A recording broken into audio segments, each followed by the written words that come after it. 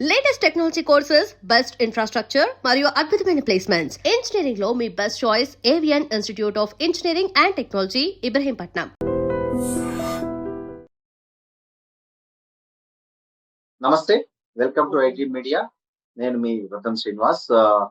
America immigration రంగంలో ఇటీవల చోటు చేసుకున్న రెండు అతిపెద్ద పరిణామాలు అంతర్జాతీయ విద్యార్థులను, గ్రీన్ కార్డు హోల్డర్లను తీవ్ర ఆందోళనకు గురి చేస్తున్నాయి. మొదటిది ఏంటంటే జూన్ 23వ తేదీ 2026న ఈ బ్లాంచ్ వర్సెస్ మక్చాయిలవ్ కేసులో యుఎస్ సుప్రీంకోర్టు ఇచ్చిన చారిత్రాత్మక తీర్పు. ఇక రెండోది వచ్చి F1 మరియు J1 వీసాల పైన అమెరికాలో ఉన్న అంతర్జాతీయ విద్యార్థులు, అదేవిధంగా పరిశోధకుల కోసం దశాబ్దాలుగా అందుబాటులో ఉన్నటువంటి ఏదైతే duration of status DS open ended విధానాన్ని రద్దు చేయాలని హోమ్ల్యాండ్ సెక్యూరిటీ డిపార్ట్మెంట్ డిహెచ్ఎస్ ప్రతిపాదించడం. ఈ రెండు కీలకమైన అంశాల పైన, వాటి వెనకున్న చట్టపరమైన చిక్కుల పైన ప్రముఖ అంతర్జాతీయ న్యాయవాది కావేటి శ్రీనివాస్ గారు మనతో మాట్లాడడానికి రెడీగా ఉన్నారు. నమస్తే శ్రీనివాస్ గారు. నమస్కారం సార్, ఏదైతే ఈ సుప్రీంకోర్టు మొన్న ఇచ్చినటువంటి బ్లాంక్ వర్సెస్ లవ్ కేసులో సుప్రీంకోర్టు తీర్పు వల్ల గ్రీన్ కార్డు హోల్డర్లకు గతంలో ఉన్న రక్షణ ఎలా మారబోతుంది? ఇప్పుడు మనం అందరం ఫస్ట్ అర్థం చేసుకోవాల్సింది ఏంటంటే, గ్రీన్ కార్డ్ హోల్డర్లం అంటే ఏమిటి అంటే, ఫస్ట్ ఆఫ్ ఆల్ మనం గ్రీన్ కార్డ్ హోల్డర్ల కార్డు మీద ఏం రాసి ఉంటుంది అంటే రెసిడెంట్ ఏలియన్ అని రాసి ఉంటుంది. రెసిడెంట్ ఏలియన్ అంటే అర్థం ఏమిటి? రెసిడెంట్ అంటే మీకు ఉండటానికి విసులుబాటు, ఏలియన్ అంటే ఏంటి? పరదేశస్థుడు. అంటే ఏలియన్ అంటేనే పరదేశస్థుడు. అంటే మీరు అమెరికాలో ఉండటానికి విసులుబాటు ఇచ్చారు వాళ్ళు పర్మనెంట్ గా. రెసిడెన్సీ అంటే మీరు ఎన్నాళ్ళు ఉండాలనుకుంటే అన్నాళ్ళు కండిషన్ లేకుండా ఉండొచ్చు. కానీ మరి రెసిడెంట్ ఏలియన్ కార్డుతోని మీకు పౌరసత్వం ఉందా అంటే అదే ఇండియా పౌరసత్వమే ఉంది, అమెరికా పౌరసత్వం లేదు.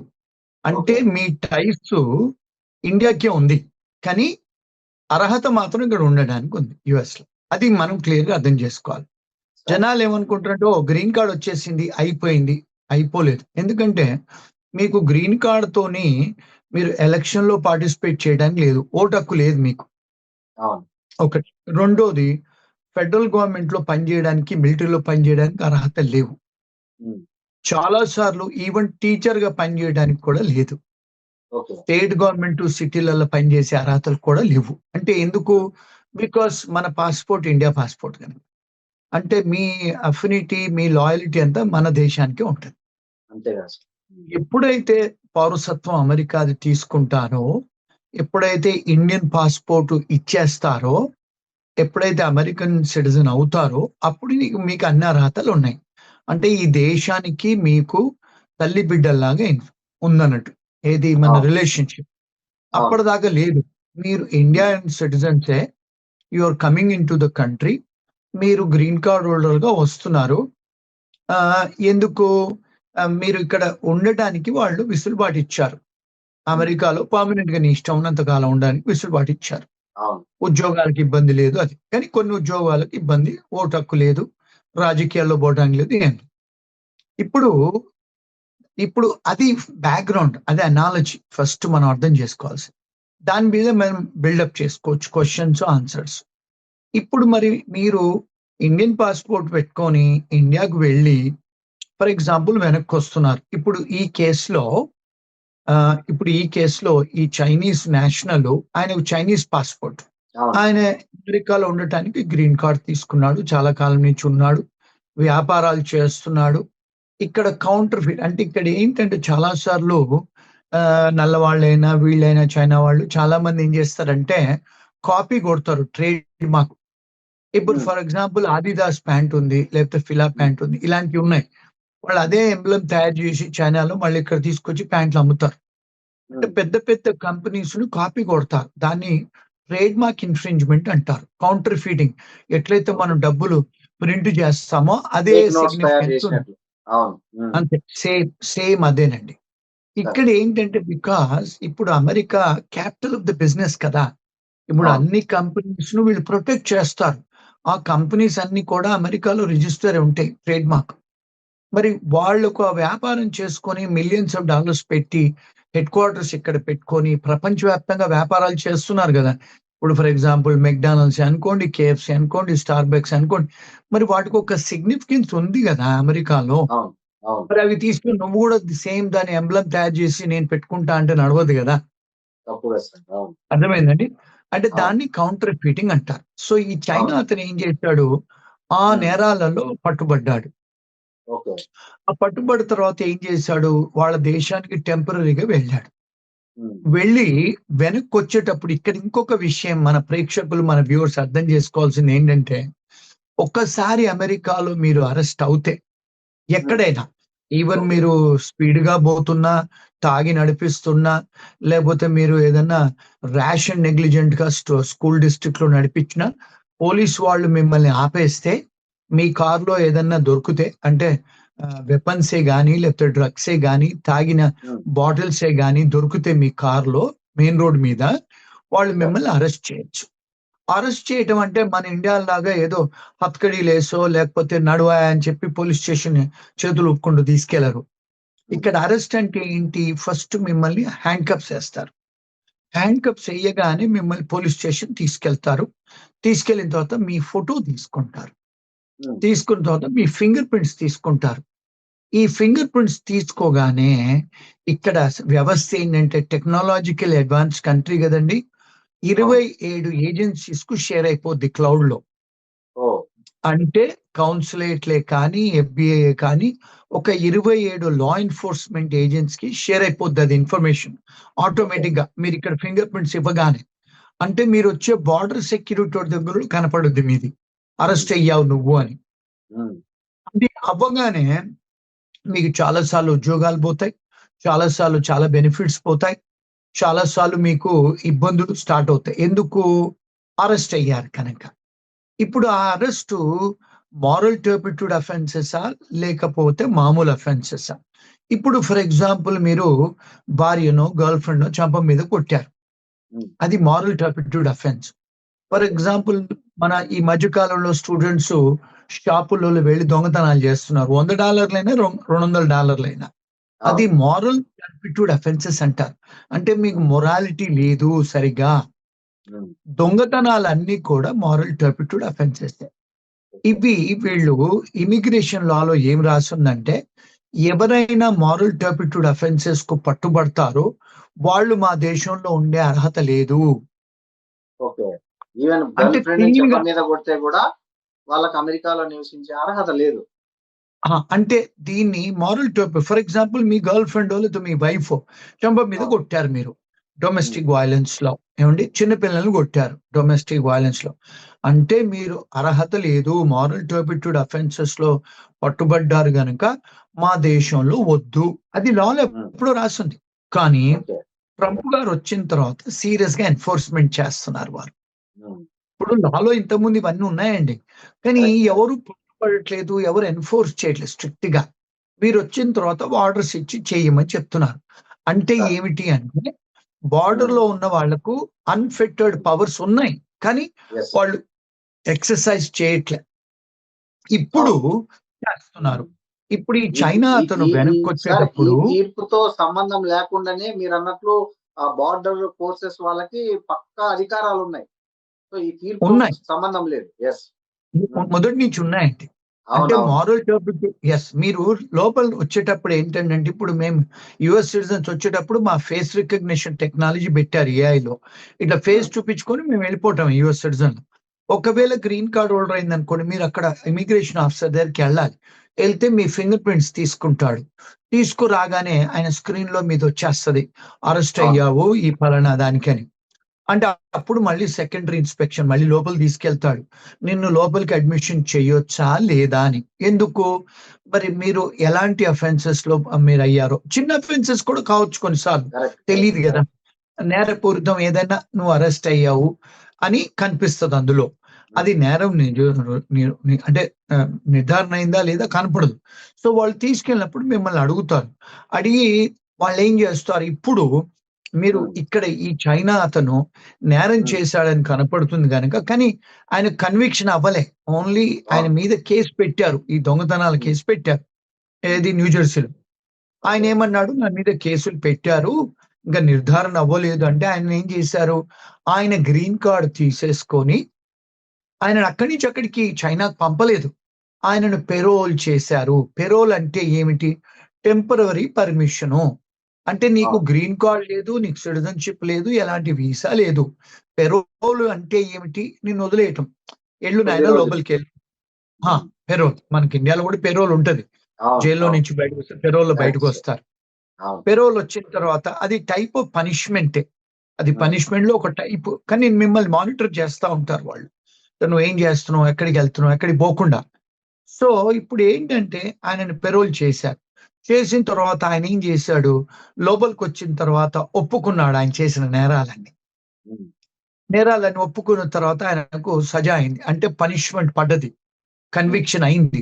అప్పుడు ఏం చేశారు ఇమిగ్రేషన్ వాళ్ళు, ఈయనను ఇక్కడ మా దేశంలో ఉండటానికి అర్హత లేదు అని చెప్పి రిమూవల్ ప్రొసీడింగ్ స్టార్ట్ చేశారు.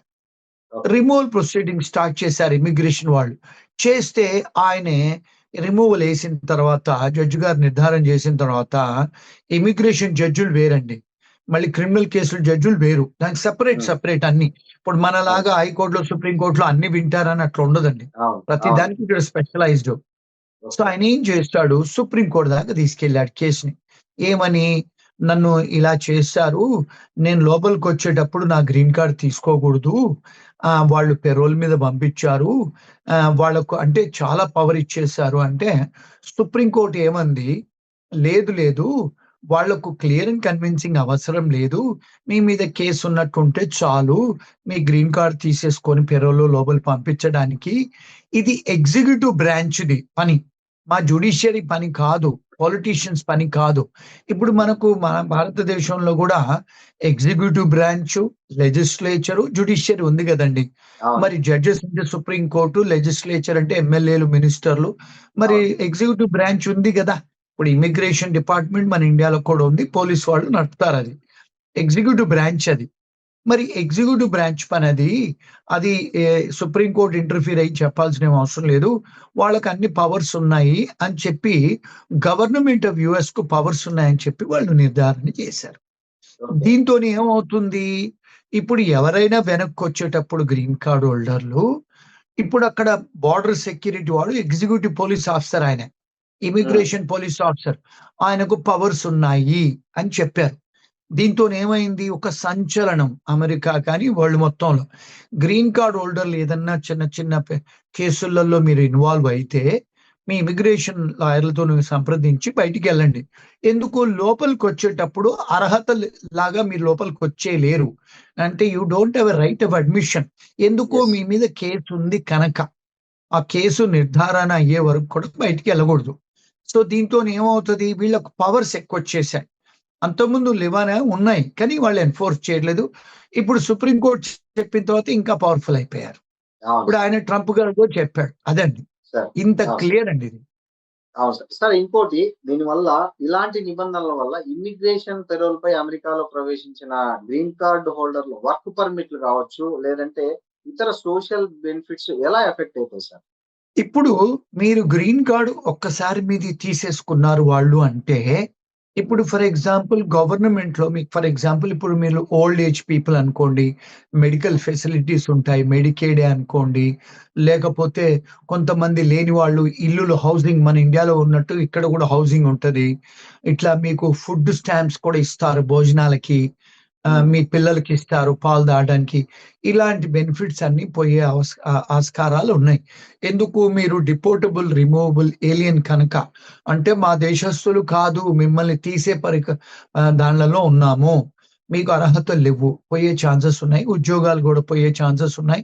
మీకు ఏ బెనిఫిట్స్, ఫర్ ఎగ్జాంపుల్ ఇప్పుడు డ్రైవింగ్ లైసెన్స్ అనుకోవచ్చు, గన్ లైసెన్స్ అనుకోవచ్చు, లాటరీ సేల్ చేయడానికి లైసెన్స్ అనుకోవచ్చు, లిక్కర్ లైసెన్స్ అనుకోవచ్చు, చాలా లైసెన్సెస్ అన్ని కూడా మనకి ఎట్లయితే ఆధార్ కార్డుతో ముడిపడి ఉంటాయో, మన పాస్పోర్ట్ ఉన్న ఆధార్ కార్డుతో ఎలా అయితే ముడిపడి ఉంటాయో, ఇక్కడ సోషల్ సెక్యూరిటీ, గ్రీన్ కార్డు మన వాటితోని ముడిపడి ఉంటాయండి. అవన్నీ కూడా పోయే ఆస్కారాలు ఉన్నాయి. సార్ ఇంకోటి సార్, ఈ ఈ ఎటువంటి క్రిమినల్ రికార్డు లేని ఈ సాధారణ గ్రీన్ కార్డ్ హోల్డర్లు ఇంటర్నేషనల్ ట్రావెల్ చేసేటప్పుడు ఈ తీర్పుని బట్టి ఏవైనా జాగ్రత్తలు తీసుకోవాలన్నా వాళ్ళు? అంటే ఇప్పుడు వాళ్ళు అంటే ఇప్పుడు 6 నెలల కంటే బయట ఎక్కువ ఉండకూడదు. ఒకటి. రెండోది వాళ్ళకి ఇక్కడ ఇల్లున్నా, లేకపోతే వాళ్ళకి ఇక్కడ టాక్స్ రిటర్న్స్ కడుతున్నారా? వాళ్ళిక్కడ ఫ్యామిలీ ఉందా? ఇలాంటి వాళ్ళు చూసుకోవాలి. చాలా సార్లు ఏమవుతదంటే టాక్సులు కట్టరు. మేము డబ్బులు హ్మ్. ఇన్‌కమ్ సంపాదించట్లేదు గదా! మేము టాక్సులు కట్టం అంటారు. అది నేరం టాక్స్ కట్టకపోతే. హ్మ్. రెండోదేంటంటే ఇప్పుడు ఫర్ ఎగ్జాంపుల్ మీరెక్కడైనా రెంటల్ ఉంటారు. మన ఇండియన్స్ నార్మల్‌గా రెంటల్ అగ్రీమెంట్ తీసుకోరు. హ్మ్. ఉండిపోతారు. రెంట్ ఇచ్చేస్తారు. ఇండియాలో ఎంతమంది మనం లీజులు, రెంటల్ అగ్రీమెంట్ అవునవును. తీసుకుంటామండి. నెల అవును. నెలకి రెంట్ చాలా కట్టేస్తాం. కామన్ అది. అవును. అవును. కామన్ క్యాష్ కట్టేస్తాం, చెక్కులు కట్టేస్తాం. చెక్కులు ఎవరం కట్టం మన దేశంలో. హ్మ్. ఇక్కడ కొంత చెక్కులో లేకపోతే బ్యాంక్ ట్రాన్సాక్షన్స్ కొంతమంది చాలా మంది ఓనర్స్ మన దేశీయులు ఇండియాలో ఎస్పెషల్‌గా క్యాష్ తీసుకుంటారు. అలాంటప్పుడు ఏదైనా రెంటల్ అగ్రీమెంటో లేకపోతే లీజ్ అగ్రీమెంటో ఏదో తీసుకోండి. ఇంక మూడోదేంటంటే మీకెలాంటి ఎప్పుడైనా కేసులేమన్నా ఉంటే ఇంతకుముందు గతంలో ఉంటే మీరిక్కడ ఎఫ్‌బీఐకి సంప్రదిస్తే మీ ఫింగర్ ప్రింట్స్ ఇస్తే మీ మీద ఏమన్నా కేసులు ఉన్నాయా? లేకపోతే కేసులున్నాయి కొట్టేసారా? అలాంటిది హ్మ్. ర్యాప్ షీట్ అంటారు దాన్ని. అది హ్మ్. తీసుకొని ట్రావెల్ చేస్తే బెటరు. ఇప్పుడు మొన్న ఓకే. ఒక క్లయింట్ ఫోను చేసాడండి. ఆయన మీద కేసుంది. కానీ ఆయనకు కనపడట్లేదు. కోర్ట్‌లో కనపడట్లేదు. ఎక్కడ కనపడట్లేదు. కానీ ఆయన మీద కేసుంది. ఒక 3, హ్మ్. 4 ఏళ్ల కింద. కానీ ఆయనకి తెలియట్లే. ఎక్కడ హ్మ్. పోయి సంప్రదించాలని. పోలీసోళ్ళకి ఫోను చేస్తే వాళ్ళు నాకు కనపడతలేదంటున్నారు. కోర్ట్ వాళ్ళకి ఫోను చేస్తే కనపడలేదంటున్నారు. కానీ ఆయన మీద కేసు ఆయన మీద ఉన్నట్టు కాగితాలున్నాయి. ఇప్పుడు అలాంటి వాళ్ళు బయట దేశానికెళ్లారనుకోండి. ఒకవేళ ఎయిర్‌పోర్ట్‌లో అది సిస్టమ్‌లో వచ్చేస్తే ఆ కేసు డిసైడ్ అవ్వలేదని వాళ్ళు హెచ్-1లో ఉన్నా, విజిటర్ వీసాలో ఉన్నా, స్టూడెంట్ వీసాలో ఉన్నా వాళ్ళను క్యాన్సెల్ జేసి వీసా వెనక్కి పంపొచ్చు. అందుకని జాగ్రత్తలు తీసుకోవాలండి.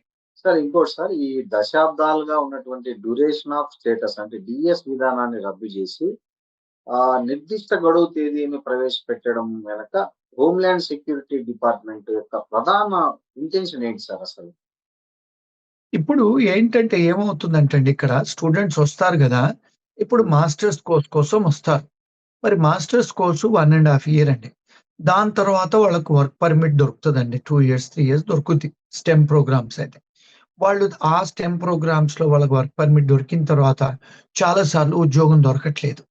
హ్మ్. రెండోదేంటంటే చాలా ఎంప్లాయర్‌లు హెచ్-1 ఇయ్యట్లేదు. అంటే ఈ హ్మ్. $1,00,000 నిబంధన అనుకోండి, లేకపోతే ఉద్యోగాలు లేకపోకుండా. వాళ్ళేం జేస్తున్నారు ఇక్కడ ఏదో పని జేసుకుంటున్నారు ఇల్లీగల్‌గా. అంటే ఈ విషయం చాలా మందికి నచ్చదు నేను చెప్పేది. పేరెంట్స్ కూడా నచ్చదు. మీ స్టూడెంట్స్ ఎవరన్నా మీ ఈ ప్రోగ్రామ్ వాచ్ చేస్తే కూడా నచ్చదు నేను చెప్పేది. కానీ వీళ్ళందరూ కూడా ఇల్లీగల్‌గా యూనివర్సిటీ అవతల పని చేయగూడదు. కానీ యూనివర్సిటీ బయటే పని జేస్తారు. గ్యాస్ స్టేషన్‌లలో, పెట్రోల్ బంపులలో, షాపులలో లేకపోతే లిక్కర్ స్టోర్స్‌లలో లేకపోతే ఇండియన్ రెస్టారెంట్‌లలో పని జేస్తారు. ఇదంతా కూడా ఇల్లీగలే చేయగూడదు. కానీ చేస్తా ఉంటారు. మాకు అన్ని కట్టాలండి. మేము అప్పులు తీసుకొనొచ్చామని కట్టాలని చెప్తారు వీళ్ళంతా. ఏవండీ?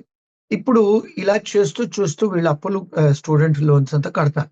కానీ ఇప్పుడు మీరిక్కడ ఉన్న తర్వాత 2, 3 ఏళ్ళు మళ్ళా మాస్టర్స్ అయిపోయింది గదా! ఎందుకుండాలనుకుంటున్నారు? మళ్ళీ ఇంకో హ్మ్. మాస్టర్స్ జాయిన్ అయితున్నారు. హ్మ్. సీపీటీ, సీపీటీలు ముందు రోజులు తీసుకొని మళ్ళా పని జేస్తున్నారు బయట. మూడోదేంటంటే రెండో మాస్టర్స్ అయిపోతుంది. హెచ్-1 రాదు.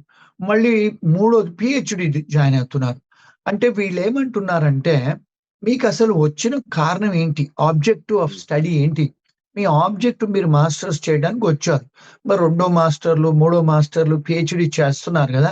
అంటే హ్మ్. మీరేదైతే ఆబ్జెక్టివ్‌తోని మా దేశానికొచ్చారో అది హ్మ్. అయింది. పరిపూర్ణంగా అయిపోయింది. అయినా ఇక్కడ ఉండటానికి ప్రయత్నంలలో మీరివన్నీ చేస్తున్నారు అని అంతకుముందు కూడా ఉంది. కానీ ఇప్పుడు హ్మ్. వీళ్ళు ట్రంప్ గారు ఏం చేశారంటే, అలాంటి మీరు ఎక్స్‌టెండ్ చేసుకోవడానికి లేదు అని హ్మ్. చెప్పి డ్యూరేషన్ ఆఫ్ స్టేటస్ అంటే మీరు ఎన్ని కోర్సులు జాయిన్ అవుతే డ్యూరేషన్ ఆఫ్ స్టడీ అంటారు. డ్యూరేషన్ ఆఫ్ స్టడీ డీఎస్ అంటే. మీరు ఎన్ని సంవత్సరాలు చదువుకుంటే అన్ని సంవత్సరాలు ఉండొచ్చు ఎఫ్-1లో. మీ పాస్‌పోర్ట్‌లో స్టాంప్ అవసరం లేదు. దాన్ని ఓకే. కట్ చేసి మీ మాస్టర్స్ అయిపోయిన తర్వాత వెళ్ళిపోవాలి అని నిబంధనలు పెడుతున్నారు. ఇంతవరకు అది ఇంకా డిస్కషన్ స్టేజ్‌లో ఉంది. ఇంకా లా అవ్వలేదండి అది. సార్ ఒకవేళ అది ఇంప్లిమెంట్ అయితే మొత్తం అమెరికాలో ఉన్న విదేశీ విద్యార్థుల్లో భారతీయ విద్యార్థులే అధిక సంఖ్యలో ఉన్నారు. సో, ఈ కొత్త నిబంధనల వల్ల వాళ్ళ చదువు గురించి గాని, రీసెర్చ్ గురించి అదేగా పార్ట్ టైమ్ ఉద్యోగాలపై ఎట్లాంటి ఇంపాక్ట్ పడుతుందంటారు? డెఫినిట్‌గా ఇంపాక్ట్ పడుతుందండి. ఎందుకంటే వాళ్ళు మళ్ళీ డిఫరెంట్ కాలేజీలలో పోయి సర్వీస్ ట్రాన్స్ఫర్ చేసుకునే వెసులుబాటు వెళ్ళిపోతుంది. వాళ్ళు ఇక్కడ ఉండడానికి కూడా ఉండదు. మూడోది ఏంటంటే వాళ్ళు చాలా మంది స్టూడెంట్స్ వెనక్కి కూడా వెళ్ళిపోతారండి చాలా మంది. ఇంకోటి ఏంటంటే వచ్చే వాళ్ళు కూడా మనం అక్కడికి వెళ్తే 1-2 ఇయర్స్ కంటే ఎక్కువ ఉండలేము. ఇప్పుడు యూకేలో అంతేనండి. మీకు 2 ఇయర్స్ కోర్స్కి వెళ్ళిన తర్వాత మీకు అక్కడ ఉద్యోగం దొరకకపోతే టియర్ 2 వీసాలు దొరకకపోతే మీరు వెనక్కి వచ్చారు. చాలా మంది స్టూడెంట్స్ యూకే వెళ్ళినా వాళ్ళు వెనక్కి వచ్చేస్తున్నారు. ఇప్పుడు చాలా కంట్రీస్ నుంచి వెనక్కి వచ్చేస్తున్నారు. అలాగే ఇప్పుడు యుఎస్ నుంచి కూడా వెనక్కి వచ్చే ఛాన్సెస్ చాలా హైగా ఉంటాయి. సార్ ఇంకోటి సార్, ఈ కోర్సు ఆలస్యమైన లేదా వీసా ఎక్స్టెన్షన్ కోసం మళ్ళీ కొత్తగా దరఖాస్తు చేసుకోవాలనే నిబంధన పెట్టారు కదా. సో దీంట్లో రిస్క్ ఎంత ఉందంటారు విద్యార్థులకి? చాలా రిస్కీ అనిపిస్తుంది చూస్తుంటే. అంతే కదండి. ఇప్పుడు మీరు ఇమిగ్రేషన్ పోకుండా మీరు కాలేజీలలో కోర్సులు ఎక్స్టెండ్ చేసుకుంటే ఒక కాలేజీ నుంచి ఇంకో కాలేజీ ట్రాన్స్ఫర్ చేసుకుంటారు, ట్రాన్స్ఫర్ అవుట్ అవుతారు. కాలేజీ వాళ్ళే మీది పొడిగిస్తారు మీ స్టే. ఆన్లైన్‌లో వాళ్ళ దగ్గరికి వెళ్లి సర్వీస్ పోర్టల్‌లో వెళ్లి వాళ్ళే క్లిక్ ఆఫ్ ఎ బటన్ చేస్తారు, మీది పొడిగించుతారు. ఒకవేళ మరి మీరు ఇమిగ్రేషన్ ఆఫీస్ దగ్గరికెళ్ళాలి అంటే ఇమిగ్రేషన్ ఆఫీసర్ డిస్క్రిషన్ కదండీ!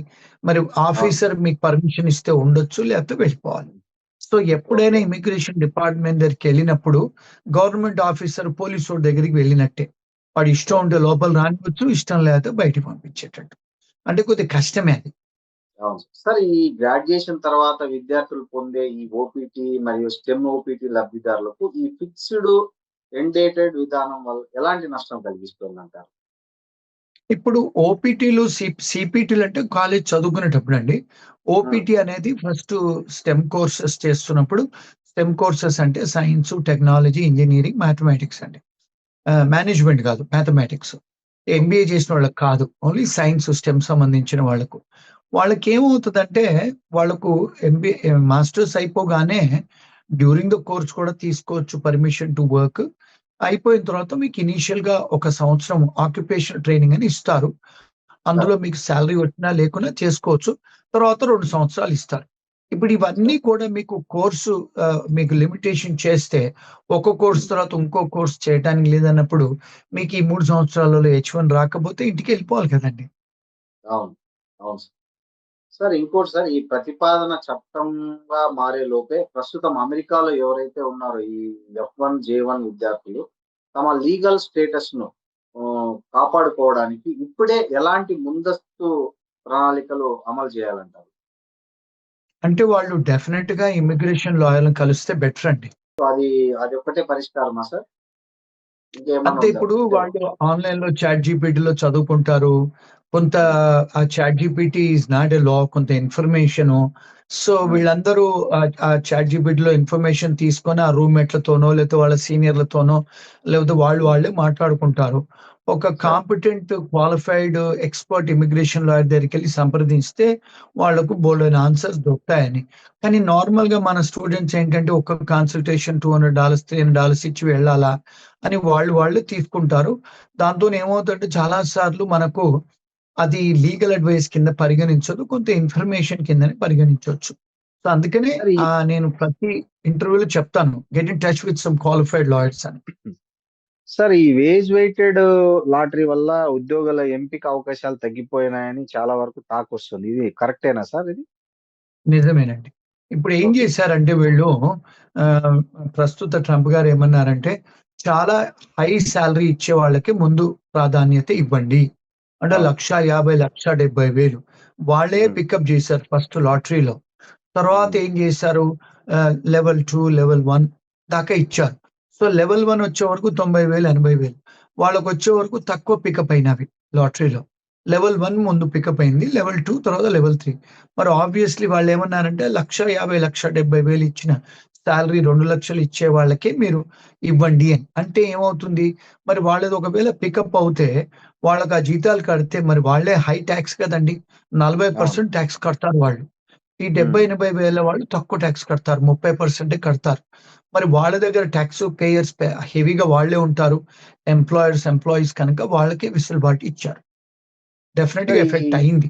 సార్ ఈ ఇండియన్స్‌కి అమెరికాకి అలా కష్టమేనా? చూస్తుంటే ఈ కొత్త నిబంధనలు ఎన్ఫోర్స్‌మెంట్ అంతా స్ట్రిక్ట్‌గా అమలు చేయడం ఇవన్నీ చూస్తున్న నేపథ్యంలో ఇండియన్స్‌కి అమెరికా ఉద్యోగం, అమెరికా నివాసం అనేది కల కష్టమేనా?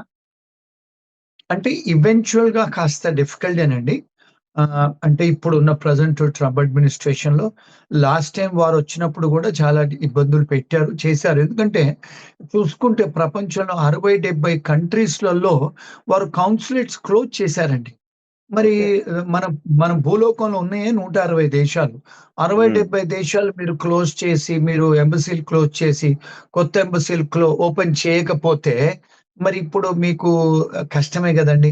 ముందు ముందు అవును. తను ఉన్నంత సేపు కొద్దిగా కష్టమేనండి.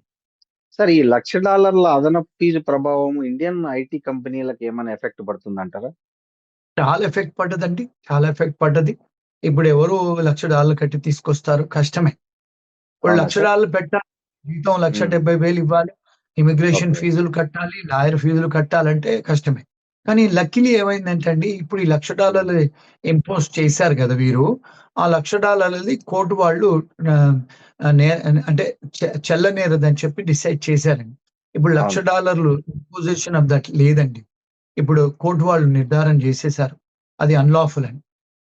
సార్, అమెరికాలో ఒక సాఫ్ట్‌వేర్ ఉద్యోగం సాధించాలనుకునే వారికి ఒక ఇమ్మిగ్రేషన్ నిపుణులుగా మీరిచ్చే బెస్ట్ అడ్వైస్ ఏంటి సార్ అసలు? అంటే ఫస్ట్ ఎవరైనా స్టూడెంట్‌గా వచ్చేటప్పుడు వాళ్ళు తెలుసుకోవాలి వాళ్ళ హక్కులు, అర్హతలు. రెండోది ఇప్పుడు హెచ్-1కి అయ్యే ఇబ్బందులు తెలుసుకోవాలండి. మూడోది వాళ్ళకు స్కిల్స్ లేకపోతే ఇక్కడకు స్కిల్స్ లేకుండా వచ్చి ప్రయత్నాలు చేసి ఇబ్బందులు పడగూడదు. నాలుగోదేంటంటే ఏదన్నా ఇక్కడికి వచ్చిన తర్వాత గూడా స్టూడెంట్సే గానీ, హెచ్-1బీ వాళ్ళే గానీ, గ్రీన్ కార్డ్ హోల్డర్‌లే గానీ, వాళ్ళు ఇక్కడికి వచ్చిన తర్వాత ఎలాంటి నేరాలలో ఇన్వాల్వ్ అవ్వొద్దండి. ఒకవేళ అవుతే బయటికి స్టూడెంట్సే గానీ, హెచ్-1బీ వాళ్ళే గానీ, గ్రీన్ కార్డ్ హోల్డర్‌లే బయటకు వెళ్తే వచ్చేటప్పుడు వాళ్ళయన్నీ సరిగ్గా చూసుకొని, కేసులు లేనప్పుడు వెళ్ళి వస్తే బెటరు. డెఫినిట్‌గా ఈ నిబంధనలన్నీ చూసుకోవాలండి వాళ్ళు. అంటే మునుపటిలాగా లేదు. ఇప్పుడు పేరెంట్స్ కూడా వచ్చేస్తారు. 2 నెలలు, 3 నెలలు ఇండియా బోయేసి ఇక్కడికొచ్చి ఉద్యోగాలు జేస్తారు. అలాంటివన్నీ స్టూడెంట్స్ కూడా వాళ్ళ పేరెంట్స్ గ్రాడ్యుయేషన్‌కొస్తారు. అన్నీ అన్‌లాఫుల్ పనులు జేస్తారు. అయన్నీ కూడా కొంచెం కష్టమే. జాగ్రత్తగా ఉండాలి. Thank you sir. Thank you very much. Okay. Thanks.